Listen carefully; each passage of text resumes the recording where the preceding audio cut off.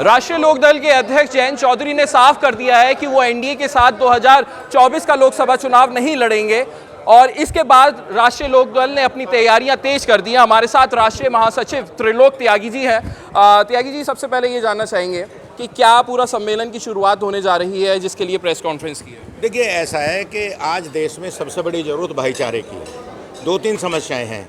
एक तो कुछ लोग सद्भाव बिगाड़ने का प्रयास कर रहे हैं, आरएलडी उस सद्भाव को रोकने का काम। कौन लोग हैं वो कुछ संगठन हैं। वो संगठन हिंदुओं में भी हो सकते हैं, मुसलमानों में भी हो सकते हैं। मुझे उसकी कोई परवाह नहीं।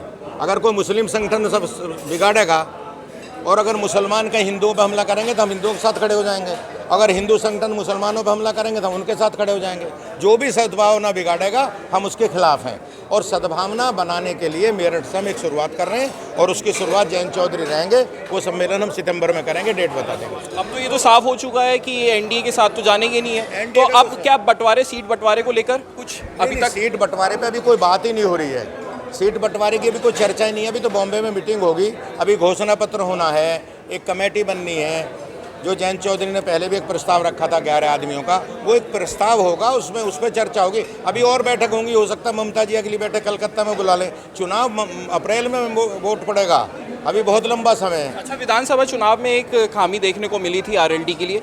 जो रिजल्ट था वो अच्छा रहा, वो देहात क्षेत्र में रहा, लेकिन जो शहरी क्षेत्र है, विधानसभा जो शहर में लगती है या कैंट में लगती है, वहाँ पर परफॉर्म इतना अच्छा नहीं कर पाई। उसको लेकर किस तरीके से तैयारी है? शहर में हम अब नए सिरे से काम कर रहे हैं, हमारी यूनिटें काम कर रही हैं और अब कांग्रेस आ गई है इंडिया में, तो कांग्रेस का शहरों में अच्छा प्रभाव है, लोकदल का देहात में अच्छा प्रभाव है, सपा का अच्छा प्रभाव है। जब तीनों मिल जाएंगे, जब मिलके बैठेंगे तो भाजपा को हरा लेंगे। अच्छा, एक टीचर हैं जिन्होंने ये कहा था ऑनलाइन क्लास में कि जो आप अब वोट दो वो पढ़े लिखों को देना, उनको हटा दिया गया। वो क्या कहना चाह रहे थे या आपका क्या पक्ष है इसमें?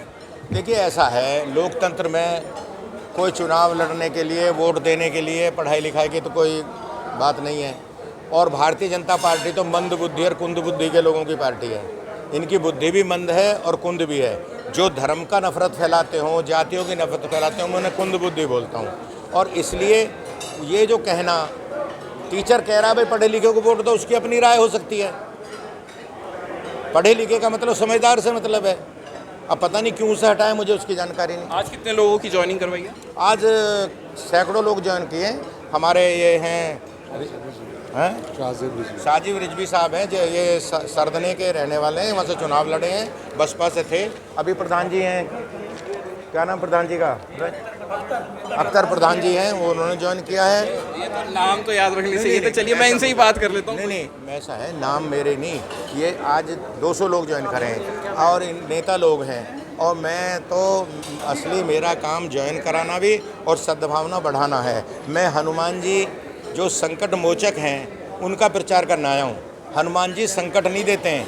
कुछ लोग हनुमान जी का झंडा लगाकर कार पे हनुमान जी के फोटो छापकर लोगों को संकट दे रहे हैं। मैं उनको कहना चाहता हूँ, उनसे अपील करना चाहता हूँ कि हनुमान जी को समझो। हनुमान जी एक ऐसे देव हैं, हमारे देवों के देव हैं, जो संकट हरते हैं। उनका नाम है संकट मोचक, संकट मोचक हनुमान। तुम उनके नाम पे संकट मत दो और धार्मिक उन्माद मत फैलाओ, ये मेरा निवेदन है। जो आपने कहा कि गाड़ियों पे वो फोटो लगा लेते हैं, वो तो हिंदू लोग हैं, तो क्या हिंदू माहौल बिगाड़ रहे हैं? मैं हिंदू और मुसलमान की बात नहीं कर रहा। उसमें हनुमान, मैं भी तो हिंदू, मेरी गाड़ी पे तो नहीं है झंडा, आपकी पे तो नहीं है, तो आप हिंदू हट गए या ये हट गए जैन साहब? और कुछ लड़कों ने लगा रखा है, तो मैं कह रहा हूँ लगाओ। क्लियर कर दो ना कि कौन लड़के। मैं कह रहा हूँ वो लड़के वो हैं जो हनुमान जी का गलत इस्तेमाल कर रहे हैं। कौन है? वही तो पता नहीं कौन है, मुझे तुम्हें जानता नहीं, मैं तो उनको जानता ही नहीं। मैं तो हनुमान जी का झंडा देखता हूँ और वो समाज में हनुमान जी का नाम लेके कहीं हनुमान 40 पढ़ना बैठ जाएंगे, कहीं हनुमान जी के नाम पे बजरंग दल की यात्रा निकाल देंगे। अरे भैया, बजरंग बली तो संकट मोचक थे, संकट क्यों दे रहे हो लोगों को? बजरंग दल वाले थे ना? मैं कह रहा हूँ हनुमान जी का फोटो लगा रहे हैं, वो बजरंग दल है या सजरंग दल है, कौन सा दल है? हनुमान जी मेरे इष्ट हैं, मैं हनुमान जी को मानता हूँ, मंगलवार को उनको नमस्कार करता हूँ।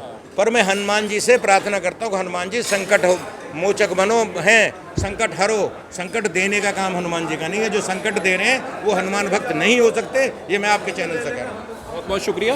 हमारे साथ जिन्होंने ज्वाइन करा है उनसे भी बात करेंगे। आरएलडी पसंद आ गई है? आरएलडी पसंद आ गई। मैं बसपा मैंने छोड़ दिया है। आज मैंने आरएलडी परिवार को ज्वाइन किया है, बाकी 2 बार मैं राष्ट्रीय अध्यक्ष जी से मुलाकात की, जयंत चौधरी साहब से मैंने मुलाकात की, मुझे मिलकर बहुत अच्छा। क्या सोच पसंद आई है आरएलडी की, या क्या मुद्दे आपको पसंद आए? चौधरी साहब के सारी चीज़ें मुझे पसंद आई है। सबसे पहले जो मैंने उनसे मुलाकात करी है, मुलाकात करने के बाद मुझे एक ऐसा एहसास हुआ कि अपने बिल्कुल करीबी से मैं मिल रहा हूँ। ये वहाँ पे बीएसपी में नहीं होता था ऐसा? बिल्कुल नहीं होता था। वहाँ तो आप समझ सकते हैं वहाँ का मसला क्या है, ठीक है। नहीं, मसला मेरे को नहीं पता। आप नहीं, बताइए। वहाँ का तो बहुत अलग है। वहाँ तो मिलने के लिए बड़ी कोशिशें करनी पड़ती, लेकिन जयंत चौधरी से मैं मिला, मेरी मुलाकात हुई और उन्हें बहुत अच्छी तरीके से इसका मुझे लोकप्रियकरण हो गया है और ये जयंत चौधरी का तो वर्कर है और चौधरी चरण सिंह के विचारों का अनुयायी हो गया है, जो जैसा मैं था जमाने में अब एक नौजवान और बढ़ गया ये। चलिए, बहुत बहुत शुक्रिया बात करने के लिए। तो ये तो राष्ट्रीय महासचिव जिनका ये कहना है कि मजबूती से चुनाव लड़ेंगे और इसके लिए भाईचारा सम्मेलन की शुरुआत मेरठ से की जा रही है। अनमोल शर्मा, टीवी 9 उत्तर प्रदेश, मेरठ।